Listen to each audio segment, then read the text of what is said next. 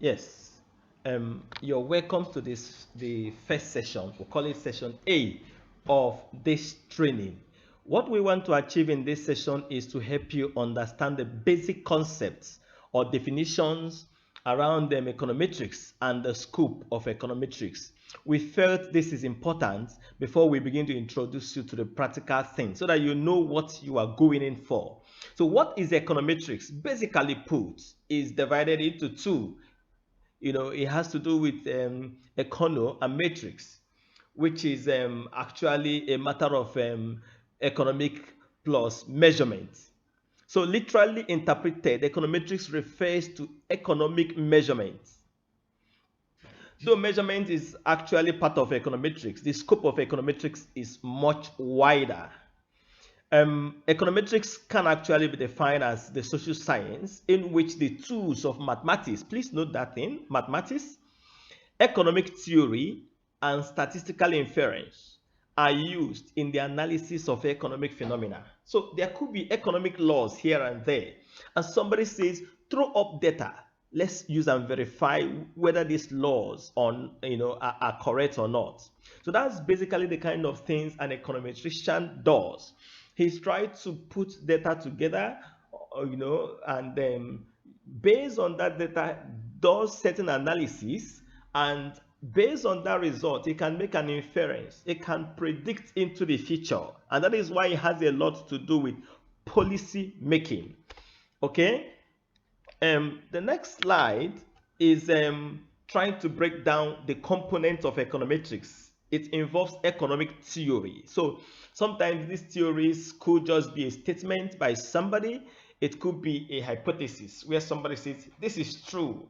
For instance, somebody says, whenever the prices of goods are going up, demand will come down.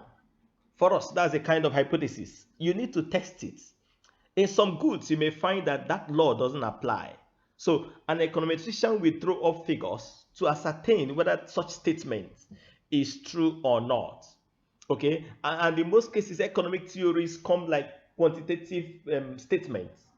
It's now left for somebody to throw up figures to quantify those qualitative statements, to quantify them and be able to run a kind of mathematical models around it. So it involves mathematical economics, where mathematical economics has a lot to do with formulation of equations, trying to capture the relationships in the variables around the statement or the theory.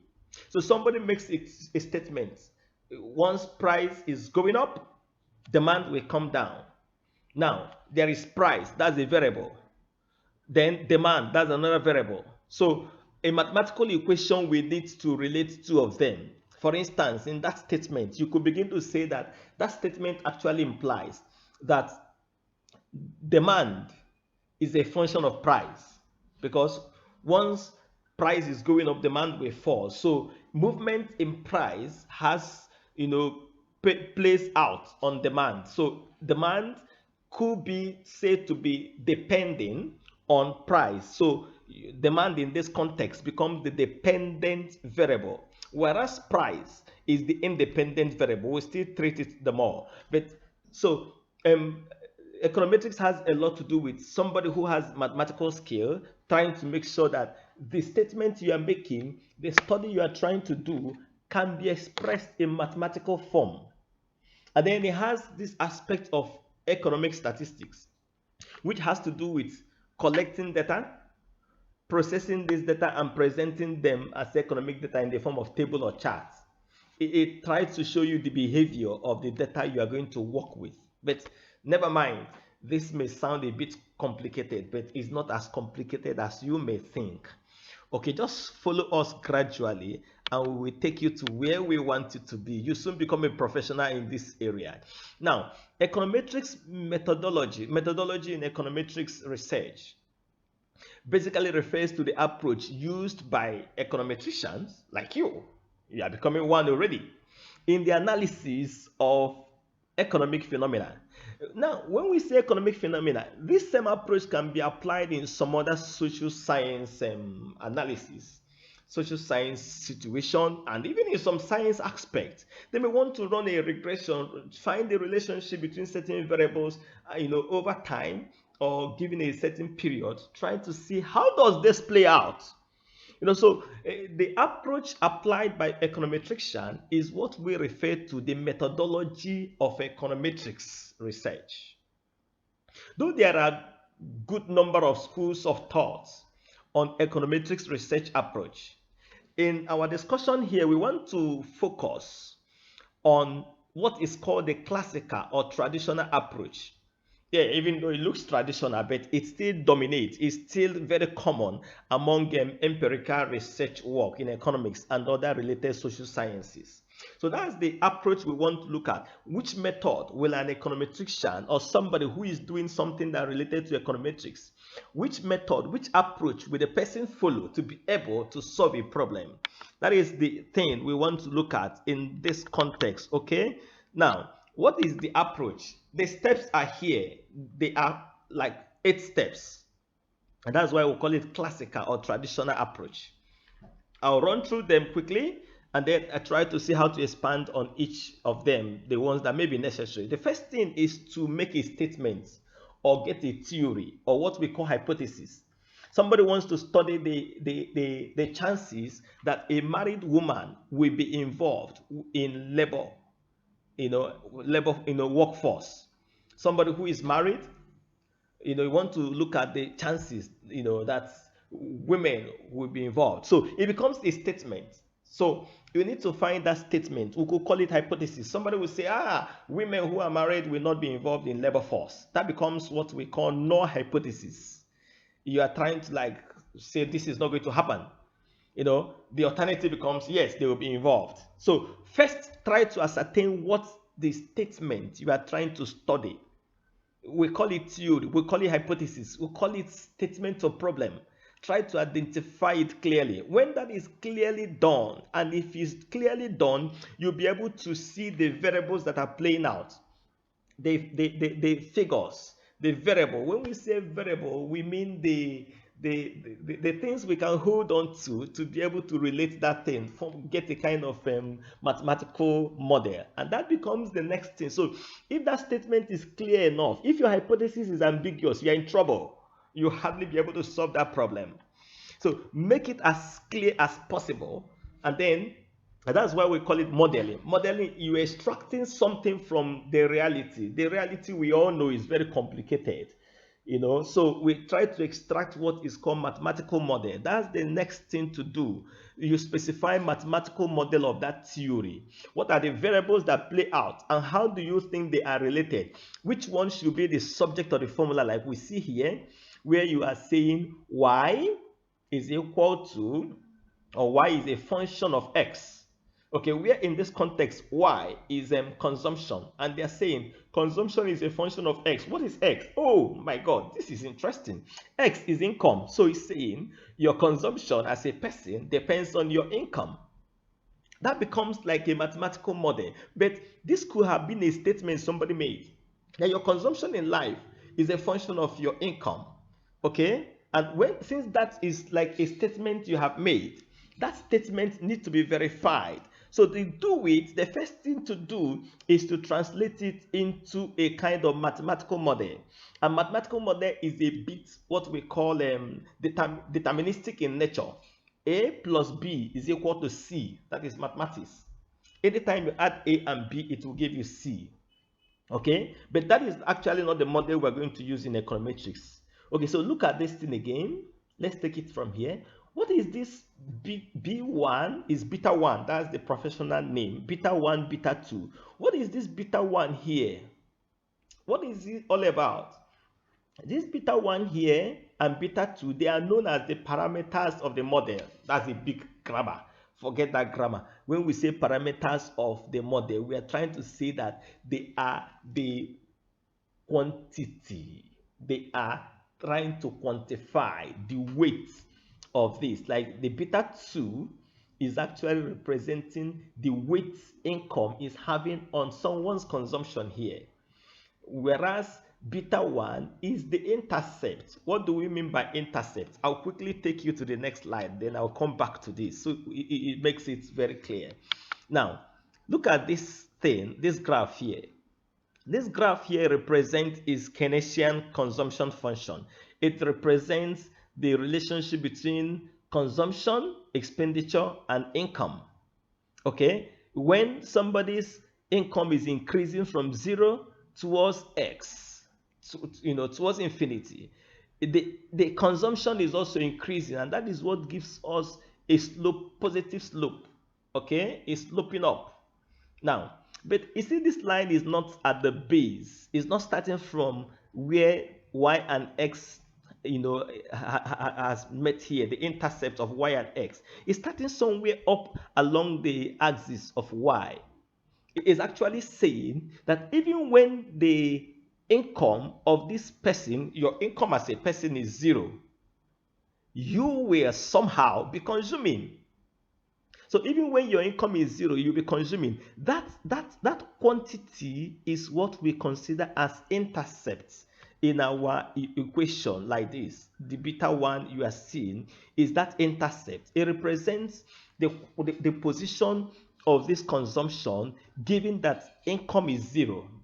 Okay, so let's get back to our approach. So we say the first one is statement of your statement of hypothesis, model specification in terms of mathematical model, and this is deterministic in nature.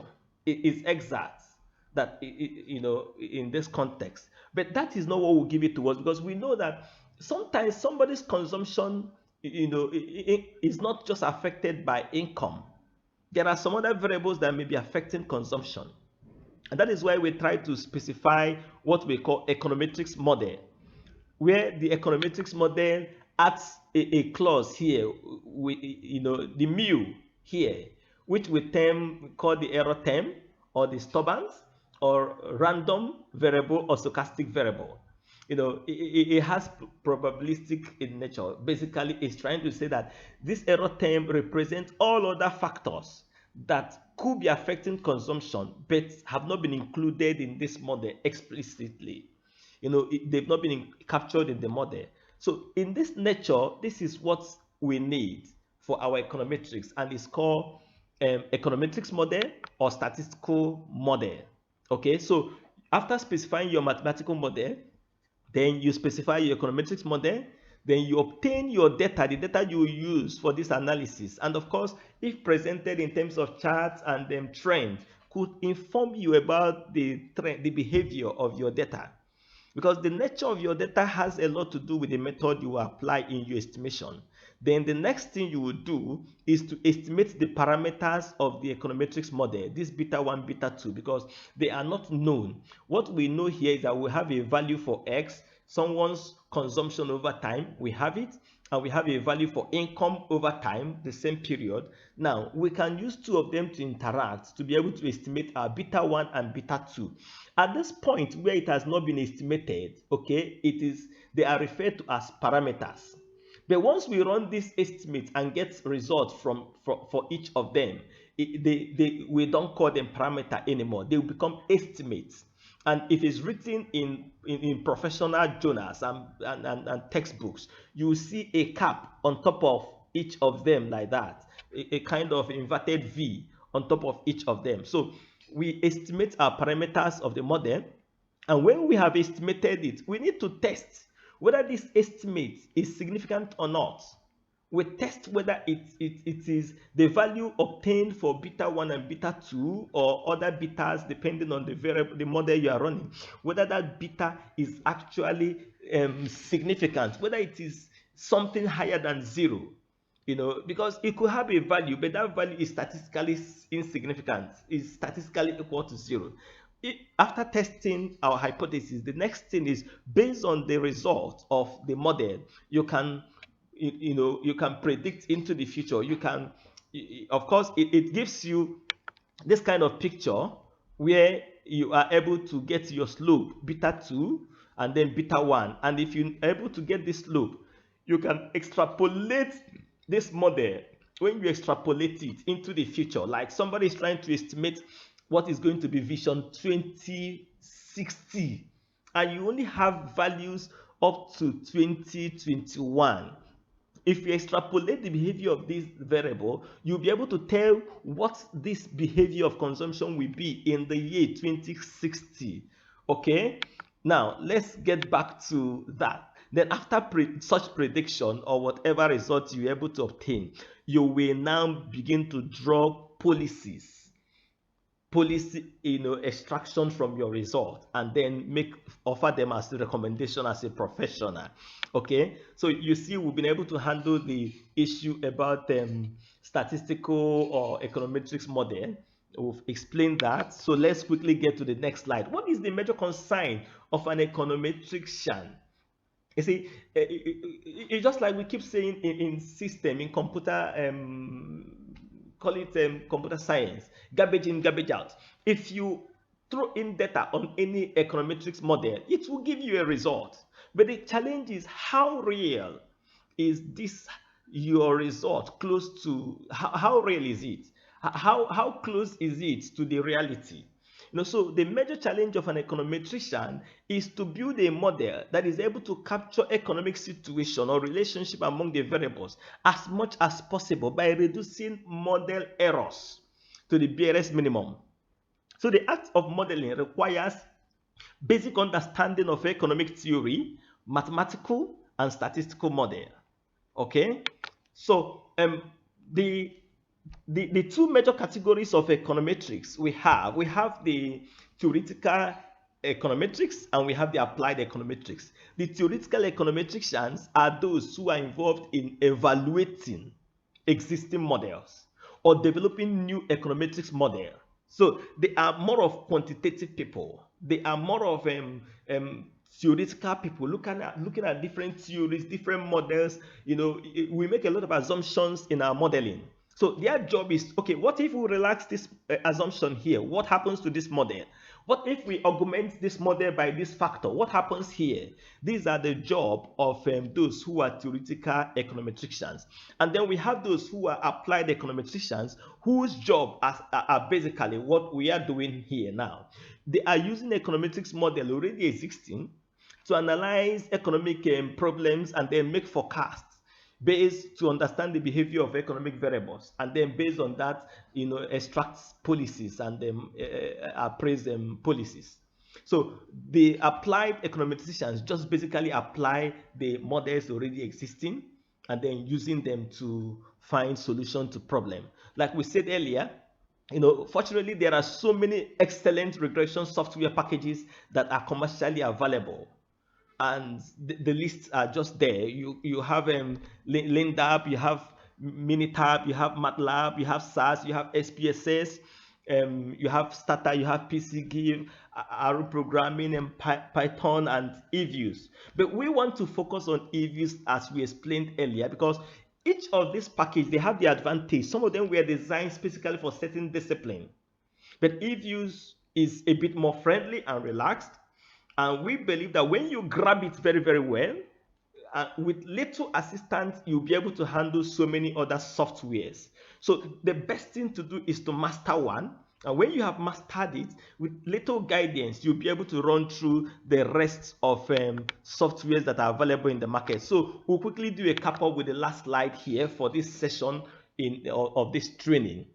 So what is the traditional or classical approach of econometrics? We just want to do a recap. The first thing is to ensure you specify your economic theory, or what we call hypothesis, specify your mathematical model, and then specify your econometrics model. Make sure your data is available, understand the behavior of the data, and then estimate the econometrics model. Based on the econometrics model, test the hypothesis to find out whether your estimates, the estimate of those parameters. Remember what we said earlier, when the parameter have been estimated, it becomes estimate, it's no longer parameter. So you want to find out whether those values you obtained are significant or not. And then based on your test of hypothesis, you begin to predict or forecast into the future. Of course, what you're able to forecast, what could happen, you begin to make a recommendation on how policies can guide the situation. Thank you very much for this excellent first session. I'm happy you have participated. We are going to see the next session, and there we begin to introduce you to some background on how to apply some of the things we are discussing here. Thank you, and see you in the next slide.